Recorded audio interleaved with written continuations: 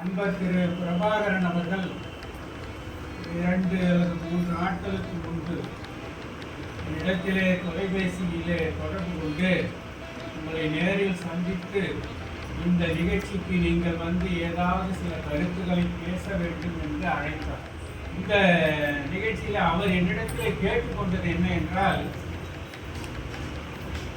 நாம் எல்லாம் படிக்கிறோம், நாம் படிக்கக்கூடிய இந்த நூல்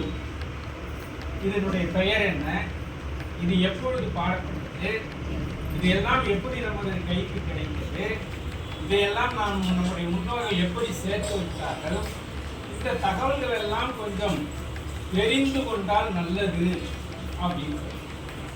திருமுறைனா என்ன அப்படின்னு